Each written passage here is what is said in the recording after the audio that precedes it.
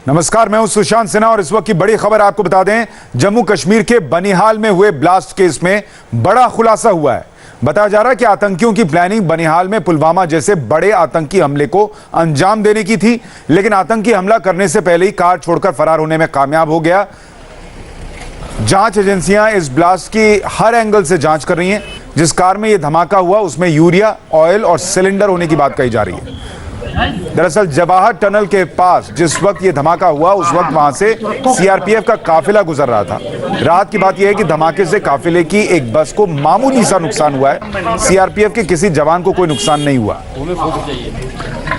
ये आप मौके की तस्वीरें देख रहे हैं जिसमें वो सिलेंडर भी दिख रहा है जिसमें ब्लास्ट होने की बात कही जा रही है। ये वो गाड़ी है जिसमें ब्लास्ट हुआ है और शुरुआती तौर पर बताया ये जा रहा है, जो खुलासा हो रहा है उसके मुताबिक, कि पुलवामा जैसे आतंकी हमले को अंजाम देने की कोशिश थी कि सीआरपीएफ के काफिले को फिर से निशाना बनाया जाए, लेकिन ये कोशिश नाकामयाब रही है।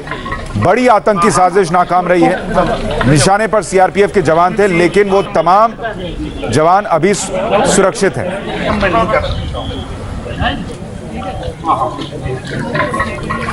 इसी पर हमारे सहयोगी मंजूर की एक रिपोर्ट आपको दिखाता हूं। हम इस वक्त श्रीनगर जम्मू नेशनल हाईवे बानीहल के उसी स्पॉट पर मौजूद है जहां पर आज सुबह 10:30 बजे उस वक्त एक कार विस्फोट हुआ, जब श्रीनगर से सीआरपीएफ का काफिला, जो 40 गाड़ियों का काफिला था, जम्मू की तरफ जा रहा था। और जैसे ही वो काफिला इस जगह पर पहुंचा जहां पर हम खड़े हैं, तो यहां पर एक कार विस्फोट हुआ। जो जानकारी मिल रही है उसके मुताबिक ये जो सड़क है जो आप देख रहे हैं यहाँ पर ढलान है, और बताया जा रहा है कि जैसे ही सेंट्रो कार इस जगह पर पहुंची तो उसमें जो सवार ड्राइवर था वो फरार हो गया। उसने गाड़ी छोड़ दी और यहाँ से भाग गया। और जैसे ही कुछ मीटर की दूरी पर गाड़ी इस स्पॉट पर पहुंची, यहाँ पर कार में एक ज़ोरदार ब्लास्ट हुआ और उस समय सीआरपीएफ की कार कॉन्वॉय जो थी वो यहाँ से गुजर रही थी। हालांकि गाड़ी के परखचे उड़ गए हैं, दूर दूर तक जो है गाड़ी का सामान जो है बिखरा हुआ है। गाड़ी जो है पूरी तरह से जलकर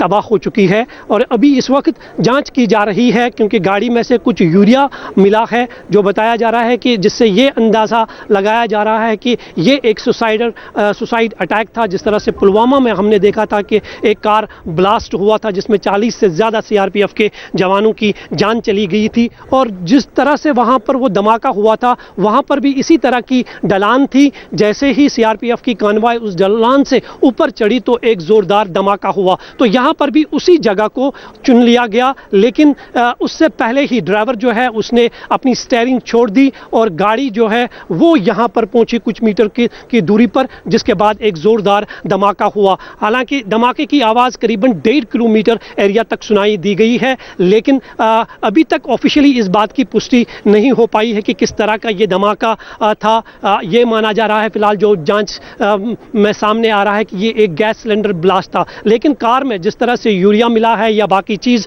मिले हैं, दूर दूर तक धमाके की आवाज़ सुनाई दी गई है। उससे ये पता चलता है, और जो ड्राइवर अपनी गाड़ी को छोड़कर फरार हो चुका है, यानी कि वो एक सुसाइड हमला करने वाला था, एक फिदाइन था, लेकिन उससे पहले ही, फिदाइन हमला करने से पहले ही उसने अपनी मंशा बदल ली और उसने गाड़ी की स्टीयरिंग छोड़ दी और उसके बाद एक जोरदार धमाका हुआ। और यही कारण है कि सीआरपीएफ को ज़्यादा नुकसान नहीं उठाना पड़ा, कोई जानी नुकसान नहीं हुआ, कोई घायल नहीं हुआ, लेकिन एक जोरदार धमाका हुआ। यहाँ पर अब इस गाड़ी की जो है जांच पड़ताल की जा रही है। सभी सुरक्षा एजेंसियां यहाँ पर मौजूद है। Jammu Kashmir police, army, CRPF, crime branch की टीम है, फॉरेंसिक लैब की टीम यहाँ पर पहुँच चुकी है, जो यहाँ पर सैंपल्स इकट्ठे करके जो है ये पता लगाने की कोशिश में जुट गए हैं कि आखिर ये किस प्रकार का धमाका था। फिलहाल जांच बड़े पैमाने पर शुरू कर दी गई है और साथ ही साथ उस ड्राइवर की भी तलाश की जा रही है जिसकी ये गाड़ी थी,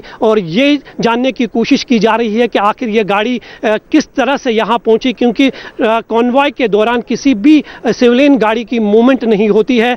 आखिर किस तरह से ये गाड़ी यहाँ पर पहुँची। लेकिन सबसे राहत की बात यही है कि जो हमें जानकारी मिल रही है उसके मुताबिक जो फिदाइन हमलावर था, हमला करने से पहले ही उसकी अपनी मंशा बदल ली, उसने गाड़ी को छोड़ दिया और फरार होने में कामयाब हो गया। इन सभी चीज़ों की पड़ताल की जा रही है और फिलहाल इस श्रीनगर जम्मू नेशनल हाईवे पे कॉन्वॉय को दोनों तरफ से रोक दिया गया है। किसी भी गाड़ी को आने जाने की परमिशन नहीं है, लेकिन यहाँ पर इस गाड़ी के सैंपल इकट्ठे करके जांच जो है वो बड़े पैमाने पर शुरू कर दी गई है।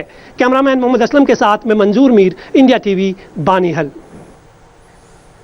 तो मंजूर आपको एक एक जानकारी दे रहे थे कि किस तरीके से आतंकी हमला हो उसके पहले ही वहां से फरार हो गया और किस तरीके से कार में ब्लास्ट हुआ है। तस्वीरें उनकी जानकारी की तस्दीक करती हुई कि किस तरीके से वहां पर हालात बने, किस तरीके का ब्लास्ट था और अगर ये ब्लास्ट करने में आतंकी कामयाब हो जाता, जिस तरीके की पुलवामा की तरह के हमले की साजिश रची गई थी, अगर वो कामयाब होती तो शायद बड़ा नुकसान हो जाता या हो सकता था।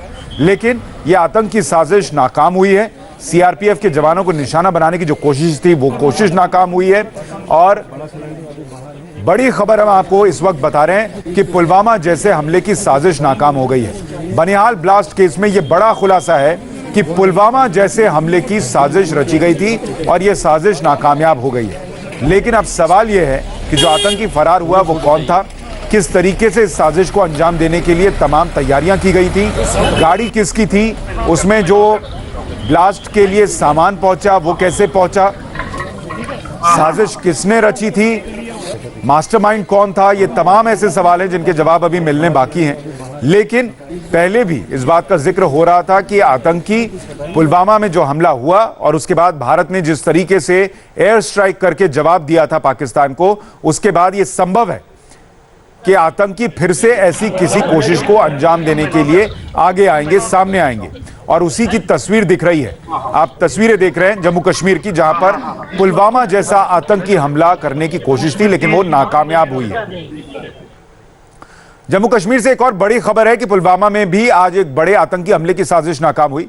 खबर पर अपडेट आपको देंगे एक छोटे से ब्रेक के बाद।